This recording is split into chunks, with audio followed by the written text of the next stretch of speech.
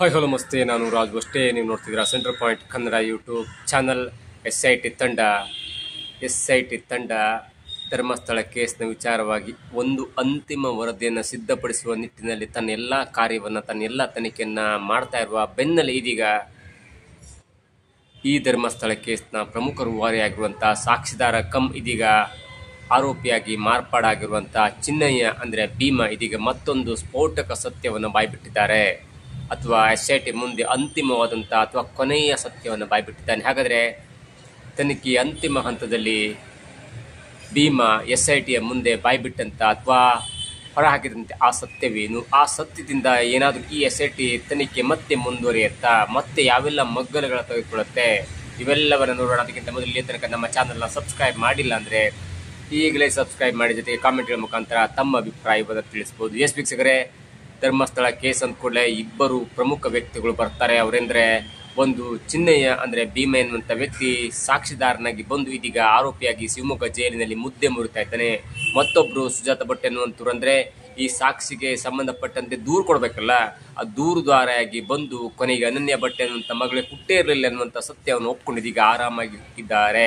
ಇದರ ನಡುವೆ ಧರ್ಮಸ್ಥಳ ಕೇಸ್ನಲ್ಲಿ ಏನಾಯಿತು, ಏನು ಹೋಯಿತು ಎಲ್ಲವೂ ಕೂಡ ಜನರಿಗೆ ತಿಳಿದಿರುವ ಹೊತ್ತಲ್ಲೇ ಮಹಿಳಾ ಆಯೋಗ ಮತ್ತೊಮ್ಮೆ ಎಂಟ್ರಿಯಾಗಿ SIT ತಂಡದ ಮುಖ್ಯಸ್ಥರಾಗಿರುವಂಥ ಪ್ರಣಬ್ ಮೊಹಂತಿ ಅವರಿಗೆ ಪತ್ರವನ್ನು ಬರೆದು, ಯಾಕೆ ನೀವು ಕೇವಲ ಚಿನ್ನಯ್ಯ ಕೊಟ್ಟಂಥ ದೂರಿನ ಆಧಾರದ ಮೇಲೆ, ಚಿನ್ನಯ್ಯನ ಕೊಟ್ಟಂಥ ದೂರಿನ ಆಧಾರದ ಮೇಲೆ ಅವನು ಹೇಳಿದಂಥ ಹೆಸರುಗಳ ತನಿಖೆನ ಯಾಕೆ ಮಾತ್ರ ನೀವು ಮಾಡ್ತಾ ಇದ್ದೀರಿ? ಯಾಕೆ ನೀವು ಧರ್ಮಸ್ಥಳ ಅಕ್ಕಪಕ್ಕ ಆದಂಥ ಹೆಣ್ಣುಮಕ್ಕಳ ಅತ್ಯಾಚಾರ, ಕೊಲೆ, ನಾಪತ್ತೆ ಪ್ರಕರಣ ಇವುಗಳನ್ನು ಯಾಕೆ ತನಿಖೆ ಮಾಡ್ತಾ ಇಲ್ಲ? ಯಾಕೆ ನೀವು ಕೇವಲ ಭೀಮನ ಹಿಂದೆ ಬಿದ್ದು ತನಿಖೆಯನ್ನು ಮಾಡ್ತಿದ್ದೀರಿ?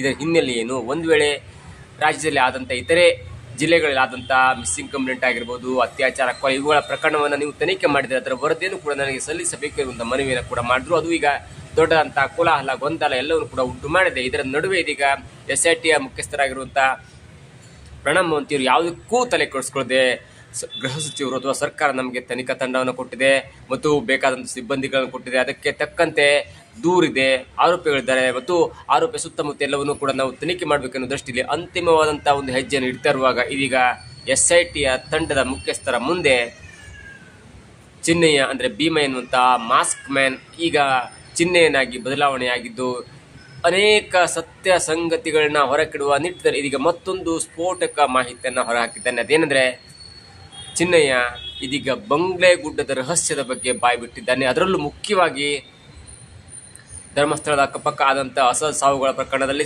ಸುಮಾರು 300ಕ್ಕೂ ಹೆಚ್ಚು ಅಸಹಜ ಸಾವುಗಳ ಪ್ರಕರಣವನ್ನು ಮೇಲ್ವಿಚಾರಕರ ಒತ್ತಡದ ಮೇರೆ ನಾವು ಧರ್ಮಸ್ಥಳದ ಅಕ್ಕಪಕ್ಕ ಹೂತು ಹಾಕಿದ್ದೇನೆ. ಅದಕ್ಕೆ ಯಾವುದಕ್ಕೂ ದಾಖಲಾತಿರಲಿಲ್ಲ. ಅವು ಕೆಲವೊಂದು ಯೂನಿಫಾರ್ಮ್ನಲ್ಲಿದ್ದು, ಕೆಲವೊಂದು ಬೇರೆ ಬೇರೆ ವ್ಯವಸ್ಥೆಯಲ್ಲಿದ್ದು ಎಲ್ಲವನ್ನ ಕೂಡ ಹೇಳಿದ್ದ. ಆದರೆ ಇದೀಗ ಮತ್ತೆ ಮುಂದುವರಿದು ಯಾವುದೇ ಕಾರಣಕ್ಕೂ ಕೂಡ ಮೇಲ್ವಿಚಾರಕರು ಅಂದರೆ ನಮ್ಮ ಮೇಲೆ ಒತ್ತಡವನ್ನು ಹೇರಿ ಅಸಹಜ ಸಾವುಗಳ ಪ್ರಕರಣವನ್ನು ಧರ್ಮಸ್ಥಳದ ಅಕ್ಕಪಕ್ಕ ಹೂತು ಹಾಕಲು ಆದೇಶ ಮಾಡ್ತಿದ್ದಂಥ ಮತ್ತು ಒತ್ತಡವನ್ನು ಹಾಕ್ತಿದ್ದಂಥ ಮೇಲ್ವಿಚಾರಕರು ಯಾವುದೇ ಕಾರಣಕ್ಕೂ ಕೂಡ ಬಂಗ್ಲೆ ಗುಡ್ಡದ ಬಗ್ಗೆ ತುಟಿಕ್ ಪಿಟಿಕ್ ಅನ್ನುತ್ತಾ ಇರಲಿಲ್ಲ.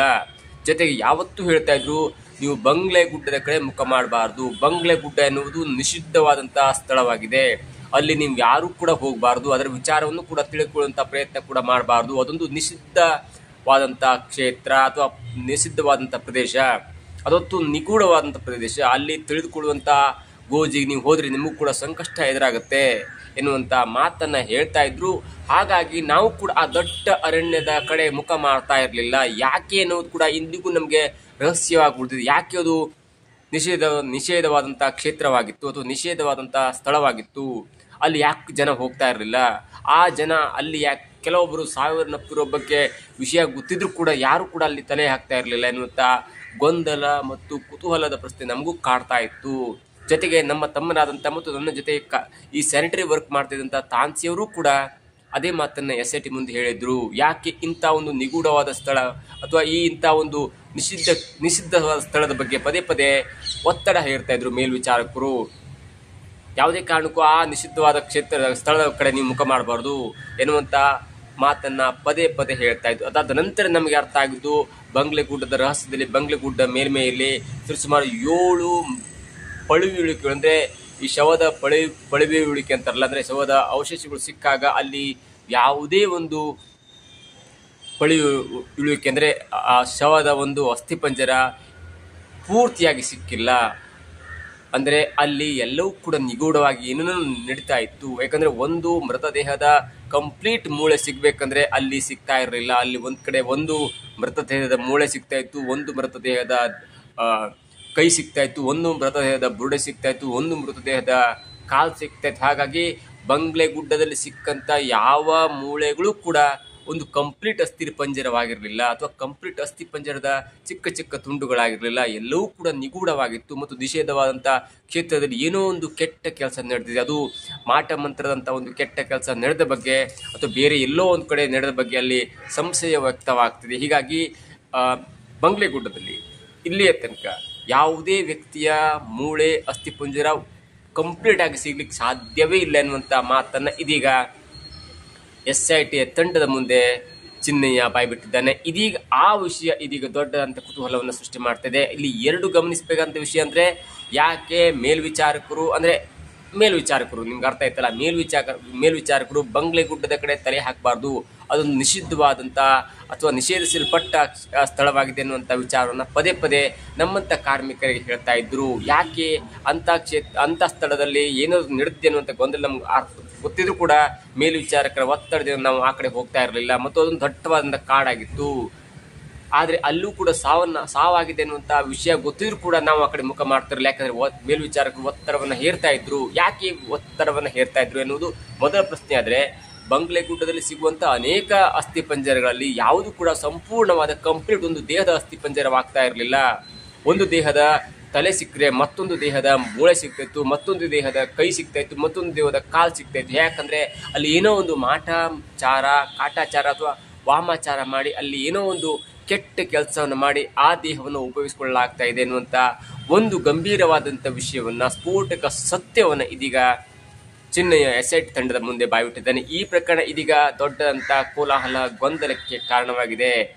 ಬಂಗ್ಲೆಗುಡ್ಡದಲ್ಲಿ ಸಿಕ್ಕಂತ ಅಂದ್ರೆ ಈ SIT ತಂಡ ಕೂಡ ಅಲ್ಲಿ ವಿಠಲಗೌಡ ಅವರನ್ನ ಸ್ಥಳ ಮಾಜರಿ ಕರ್ಕೊಂಡು ಹೋದಾಗಲೂ ಕೂಡ ಅಂದ್ರೆ ಭೀಮ ತನ್ನಂತ ಮೊದಲ ತಲೆಬುರುಡಿಯ ರಹಸ್ಯದ ಹಿಂದೆ ಹೋದಾಗ ಅಲ್ಲಿ ಭೀಮ ಹೇಳ್ತಾನೆ, ವಿಠಲಗೌಡರ ಹೆಸರು ಹೇಳ್ತಾನೆ, ವಿಠಲಗೌಡರು ಮತ್ತೊಬ್ಬರ ಹೆಸರು ಹೇಳ್ತಾರೆ. ಹಾಗಾಗಿ ವಿಠಲಗೌಡ ಅವ್ರನ್ನ ಅಂದ್ರೆ ಸೌಜನ್ಯ ಅವರ ಸಹೋದರ ಮಾವನನ್ನ ಕರ್ಕೊಂಡೋಗಿ ಬಂಗ್ಲೆಗುಡ್ಡ ಹತ್ರ ಸ್ಥಳ ಮಾಜರ್ ಮಾಡಿದಾಗಲೂ ಕೂಡ ಅಲ್ಲಿ 7 ಅಸ್ಥಿಪಂಜರಗಳು ಸಿಕ್ಕ ಬಗ್ಗೆ ಮಾಹಿತಿ ಸಿಕ್ಕರೂ ಕೂಡ ಅದು ಒಂದೇ ಒಂದು ಅಸ್ಥಿಪಂಜರ, ಒಂದು ಕಂಪ್ಲೀಟ್ ಒಬ್ಬ ವ್ಯಕ್ತಿಯ ಅಸ್ಥಿಪಂಜರವಾಗಿರಲಿಲ್ಲ.